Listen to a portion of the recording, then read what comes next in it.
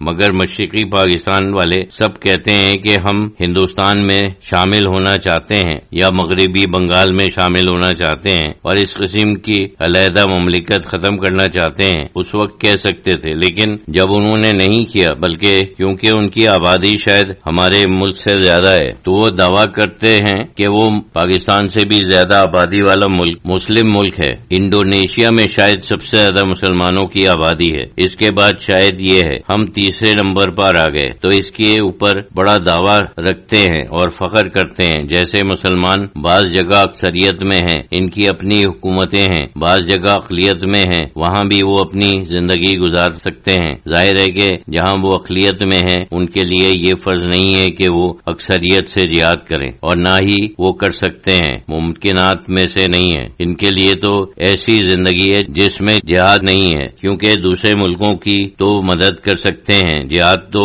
بہت قسم کے ہیں، وہ اپنے اندر اچھے اسلامی اوصاف پیدا کر سکتے ہیں، اسلامی تعلیم پھیلا سکتے ہیں، یہ بھی سب جہاد میں شامل ہے. انگریز جس وقت یہاں تھے تو انہوں نے کم سے کم پڑھے لکھے طبقے میں اسلام سے کافی دوری اور اپنے ملک سے بیزاری پیدا کی. ہندوؤں کی بات چھوڑو، وہ تو جو کچھ تھے ان کی ذہنیت تو پہلے ہی سے غلامانہ تھی، ان کے لیے کوئی نئی چیز نہیں تھی. لیکن مسلمانوں کو انہوں نے اپنے مذہب سے لاپرواہی، اپنے مذہب سے نفرت پیدا کی اور اپنے آپ کو نہایتی پسماندہ اور غیر مہذب سمجھنے پر مجبور کرنے کی کوشش کرتے رہے. اس زمانے میں اکثر جو پڑھا لکھا اور عہدیدار طبقہ تھا وہ جیسے ترقی کرتا چلا جاتا تھا ویسے ویسے اسلام سے دور ہوتا چلا جاتا تھا. اب بھی کبھی کبھی اس کے آثار نظر آتے ہیں. زائرین میں سے ایک صاحب نے عرض کیا کہ اب زیادہ ہیں. حضرت شہید اللہ فریدی رحمۃ اللہ علیہ نے فرمایا کہ لوگ تو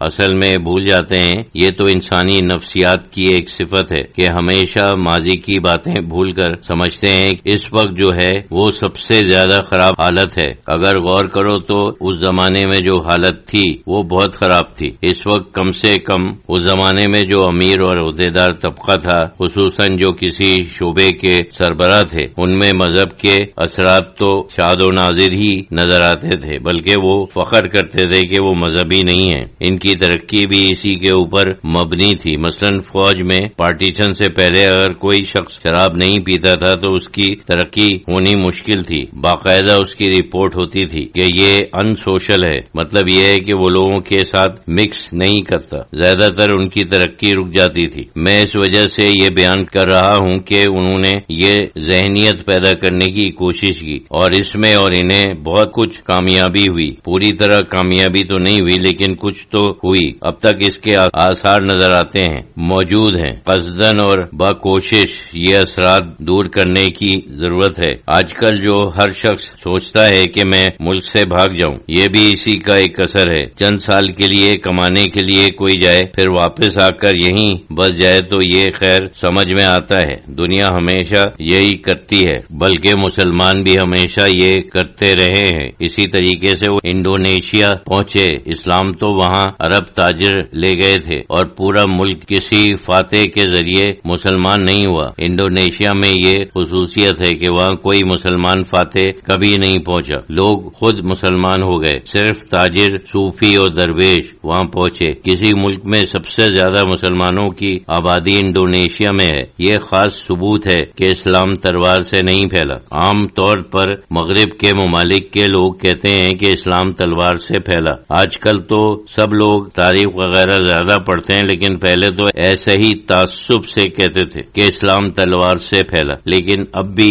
کہتے ہیں. یہ ایک عجیب بات ہے. صرف 2-4 مہینے پہلے ایک رسالے میں شاید شام کے متعلق ایک امریکی کا مضمون تھا، اس میں انہوں نے یہ بات لکھی تھی کہ اسلام تلوار سے پھیلا، یعنی اب بھی یہ اس قدر اندھیرے میں ہے. حکومتیں تلوار سے پھیلتی ہیں. ہو سکتا ہے کہ ایک حکومت سے دوسری حکومت کی ٹکر ہو جائے اور وہ شکست کھائے، لیکن اسلام بطور مذہب کبھی تلوار سے نہیں پھیلا اور وہ نہ پھیل سکتا ہے. اگر اس طرح پھیلتا تو سب سے پہلے سارے ہندوؤں کو مسلمان ہونا چاہیے تھا، لیکن وہ مسلمان نہیں ہوئے. حالانکہ یہ تو مسلمانوں کی زبردست حکومت تھی. سفر کرنا، تجارت کرنا، دوسرے ملکوں میں دولت کی تلاش میں جانا، یہ تو ایک انسانی فطرت ہے. لیکن اب اپنے ملک اور اپنے ہم وطنوں کو حقارت کی نظر نظر سے دیکھنا، دوسرے سارے ممالکوں کو خواہ مخواہ اچھی نظر سے دیکھنا، ان کی ہر وقت تعریف کرتے رہنا اور اپنی ہر وقت برائی کرتے رہنا، میرے خیال میں تو یہ ایک ذہنی بیماری ہے۔